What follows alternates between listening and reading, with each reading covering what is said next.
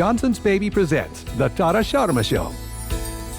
Often, social life and travel take on different meanings after having kids.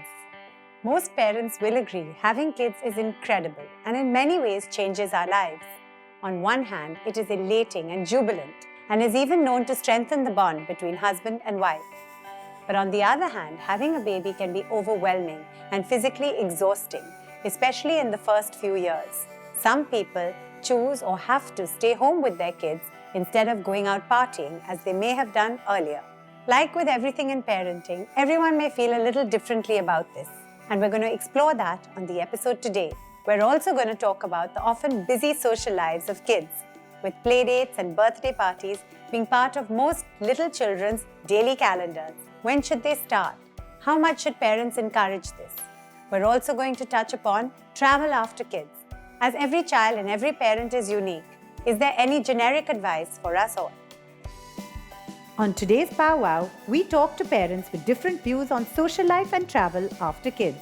I've come to know a completely new set of people after I've had my child. From the time our son was 2.5 months old, we've been taking him on trips. Then a look at how my definition of socializing has changed after becoming a mummy. Actress Tisca Chopra on how she manages her child's social life along with her own. So given the amount of time we spend away from her, we like to spend as much time as we can with her. Social life may have a whole new meaning for mums and dads and may lead to some new experiences and even some new friends. Let's hear what some mums had to say about socializing in this phase of their lives. Talking first about social life, do you find that after you had kids, you and your husband stopped socializing as much, or was it the same, or do you make an effort to socialize more? As for me, I think my social life has improved after I've had kids, because earlier I was always engrossed in my work. I used to work very hard from, morning to night, and I used to hang around with my friends who I've known for many years, or with my colleagues. Right. And I've come to know a completely new set of people after I've had my child. You find a lot of mommy friends. Yes, mommy friends, but a lot of mommy friends are like me. So, we think alike, and I found good friends. Personally, our social life as it was, more often than not, we choose to chill at home. Yes, it does. Yes. So what about you, Ruchi? Do you guys go out as much or not? Honestly, my husband's a homebody. So he actually uses the kids as a reason not to go. So I'm like that. So he's actually, when he doesn't want to go anywhere, he'll be like, no, my kid gets up very early and I can't do this. And we have football match tomorrow morning. So he's actually very happy. I'm more of the outgoing person. So do you think it's important to have a social life? I think it's very important to have a social life because then you don't regret. Also, for a while you enjoy being with your kid, but after some time you need to have some adult conversation, and it's not about birthday parties, and you need to meet more people and not just mommy friends. I mean, I make it a point to have a date with a non-mommy friend so that I know that there is more to life. When you meet your non-mommy friend, you don't talk about kids. No. Yeah. And if I start, they just stop me and Their facial expressions and tell you that, okay, enough, don't go there. As we grow older, I think the need to go out every evening, party, eat out, it's not there that much. You enjoy your home more, and you stop going out so much. But yes, you take the time and effort to meet up with friends once in a while. What about traveling with kids? Is it something that you sort of do as much as you did before now that you have kids, or do you think you travel less? Do you travel with them, or do you choose not to travel with them? For us, it's been, my husband is an adventure sport professional, and I love traveling. From the time our son was 2.5 months old, we've been taking him on trips. He's been on a driving road trip from Mumbai to Oli Uttaranchal on a skiing trip when he was 1. Really? Yes. But I would be scared. But I will confess, I was really worried when the plan came up, I was excited about it, planning it and everything. But at some point I sat down and thought, am I nuts? Am I really going to take my 13-month-old baby up those treacherous roads from Rishikesh up to Joshimath? People asked me, are you crazy? How can you take your baccha and go, what will he eat? What will you do? What if there's an accident?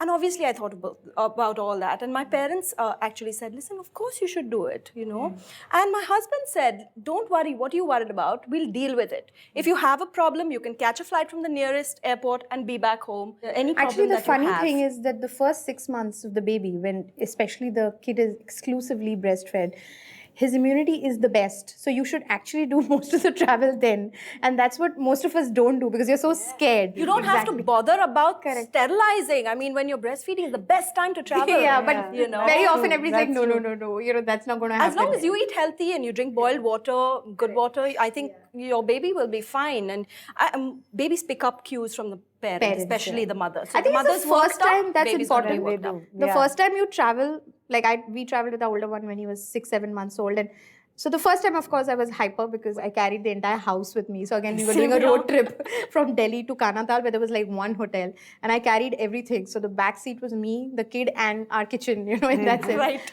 But and my husband kept making fun, and what are you doing all this? Why are you carrying all this? But the thing is, it so happened that there was a landslide and we were stranded there for 2 more days, and I was well prepared. So I thought it was good. But once you do it the first time, then it's okay. Then it gets easier. In your travel workshops, have you come across people who don't travel with their kids and who don't think it's okay? I know of mothers who were prolific travelers before they had a child, and they pretty much put their plans on back burner that, now we'll probably start traveling once a child grows up a little bit. Like for me, I think the earlier you start, the better, because once you get into school routines, then you have to go by school vacation timing, which is a pain. Before school, you can just do whatever you Whenever like you want. if you have the flexibility with your own lifestyle. With your own lifestyle. And they learn so much. It opens up the mind. I think they understand I a actually lot. don't believe in this thing that the child is not going to remember. Maybe the child will not remember exactly what happened in the trip. But the thing is that the whole experience still leaves the child better than, if he would have just been at home. I think the kids adapt themselves to new environments faster. So Absolutely. in our case, traveling happened because my husband was with a banking job. So we needed to move cities and countries. And so my older one, by the time he was 5.5, went for his 5th school. But the thing is, he took it... he adapted to it so quickly because he'd been to different schools and, different cities. Adjusting to new people. He didn't take that much longer because he was used to different cultures and communities. What about the other people who might be there who honestly are not very keen with 2 or 3 or 1 little kid screaming? How early do you take kids to restaurants which are not just kiddie restaurants, or when do you expose them to places where they may enjoy it, you may enjoy it, but what about somebody else who may not? There are 3 parties involved here. There's a parent, there's a child, and there's the surrounding, people who are surrounding. And there's one thing about kids misbehaving. That is unacceptable. Kid-friendly or not kid-friendly, whatever, that is unacceptable. So if your child is misbehaving, he or she needs to be taught. Apart from that, everybody should become a little more open to the idea. Because somebody who has not been a parent will never understand why the child needed to be brought to that place. And at the same time, the parents also have to be sensitive about it that, they can't have a free run of the place just because they have a child with them. We used to tell our little one that if he wanted to come to lovely restaurants and be with us at the table, he'd have to sit and eat properly like everyone else. And I think kids understand, if you explain to them logically, why can I not run around this restaurant? Because there's a waiter who's coming with hot stuff and it could fall and injure people. Yeah. Okay, so the child might understand that. And on that note, it's been a super chat. So thank you very, very, very much. Thank you. It's been a pleasure being here. Thank you. Coming up, from partying to playdates, changes in our social lives. Then how the lovely Tisca Chopra manages her acting career along with her child. I can never be sad beyond a point. No matter how bad the day is going, I need to think about some nonsense she's done or some words she's learning to speak, and I start giggling.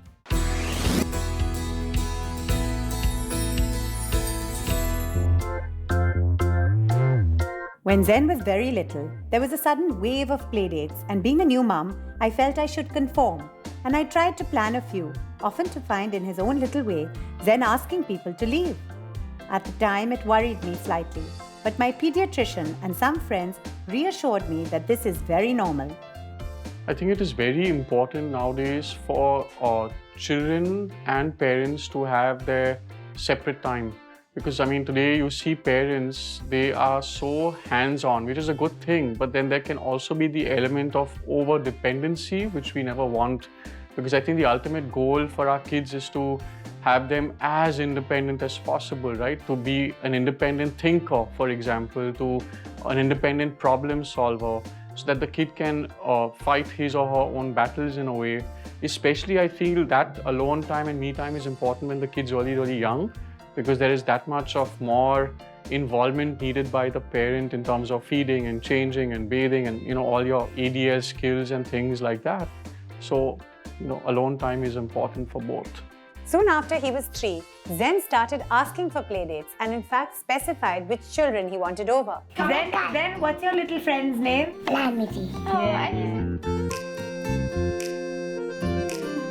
This made me realize, even when they are very little and can't say much yet, we should listen to what they have to say. Because most children have pretty strong minds of their own.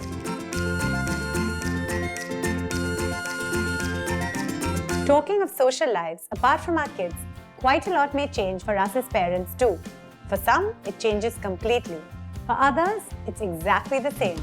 And for some, like me, it's somewhere in the middle. Thanks to good infrastructure with my mum in the same building and good help at home, Rupak and I can still go for an occasional evening out.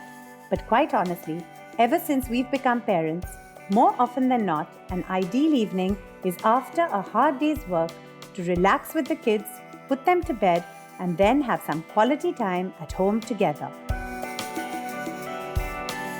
Some of our friends say we've become boring and we don't go out at night like we used to. There are some parents who say it's important to take a holiday alone with their spouse. We haven't yet done that.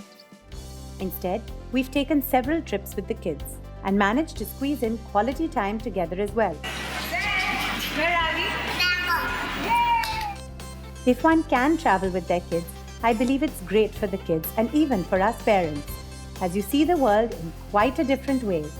And in many ways, in your quest to show your kids new things, you may do more than you might have had you been without them.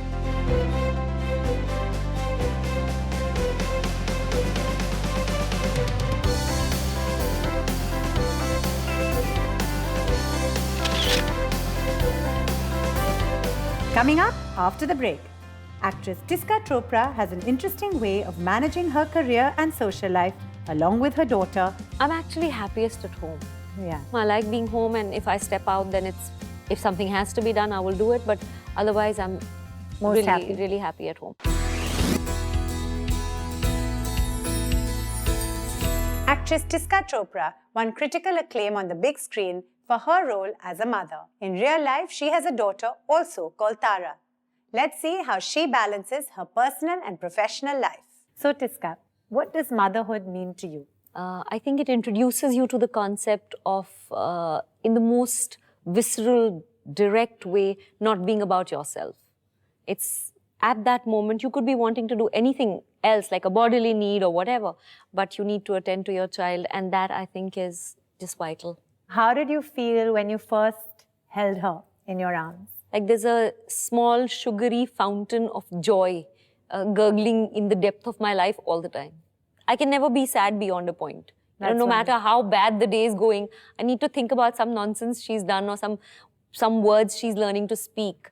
And I start giggling. So about traveling with her, do you take her and do you think that sort of a global education of being exposed to everything and being outside one's home environment is actually important for a child? So I was shooting this film in a place called Chiploon, which is the back of beyond. It's like the interiors of Maharashtra. We were staying in a place which was not like a multi-floor thing. There was just like these little cottages. So there were cats, there were monkeys, there were turkeys, there were butterflies. She had such a good time. It was so well-rounded for her. Does she have much of a social life? I know that's a funny question for a baby, but does she go to a play group, or what are your views on that? You know, it's not a funny question at all. Had someone said this to me a while back, I would have laughed my head off. Yeah. But I don't anymore, because there's my life, and then there's her life. At age 1 year, 9 months, she has a calendar. Yes, so and more hectic, I think, than ours. Mine clearly are much more socially active than I am. Yeah, she's fully active and she's in high demand. Yeah. So she's being called to birthday parties, she's being called to like little do's that they have, then there are play dates, and all the friends are suddenly like, okay, you need to send her over. Yeah. So she has play dates with adults who are thinking, okay, you know, friends who don't have babies.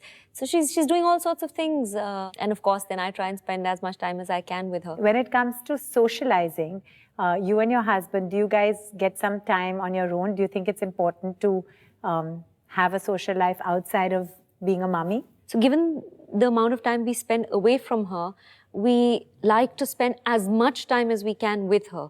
And most of our friends have kids who dote on her. Yeah. Their kids are a lot older. We started late. So she's the youngest.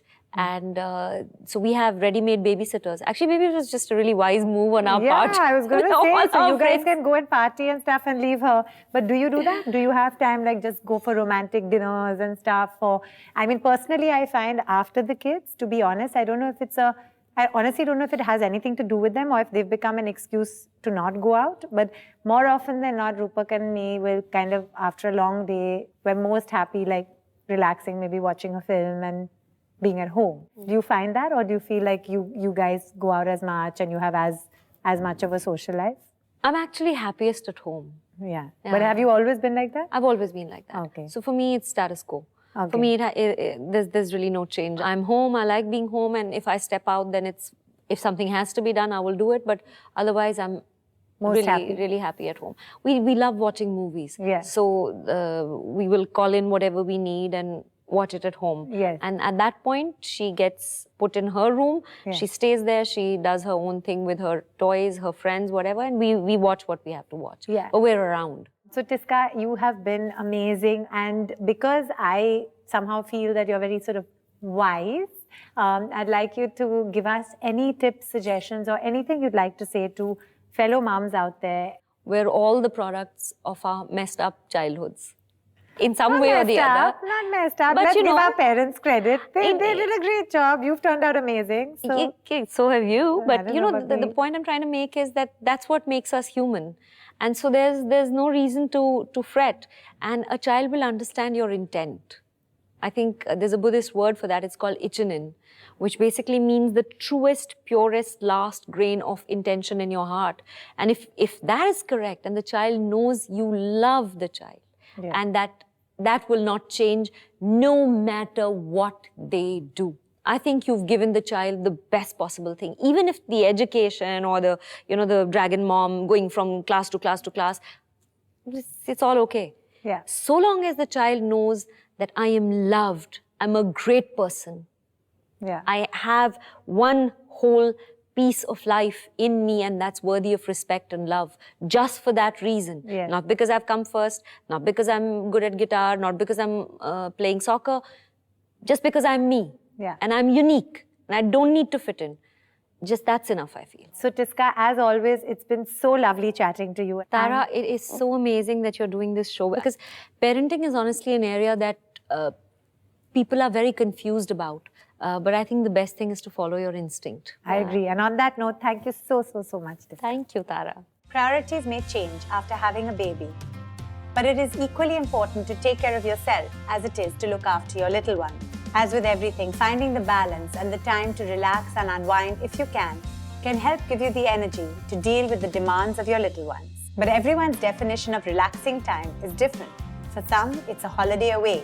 For some, it may be alone time. And for others, spending all their time with their kids may actually be relaxing. Parenthood may actually change your definition of social life. And often, our kids having busy social lives leads to us parents meeting other parents through the kids, growing our own social circles. And sometimes an evening at a birthday party becomes a replacement for a night out. Next week, fathers take center stage as we look at the role of dad. Waking up on a Monday morning, still being in bed, with your child and not going to work.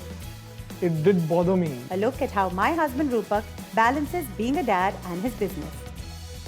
And Vivek Oberoi and his wife Priyanka talk about what the actor is like as a father. We do the stupidest, darnest things and have a lot of fun with it. But the minute he's tired or he's a little under the weather, it's out of Dada's zone. It's mama then. He needs his mama. Don't forget to subscribe to our YouTube channel, The Tara Sharma Show. And do keep writing in to our social media platforms and interacting with me. I'd love to hear your views on all this and more.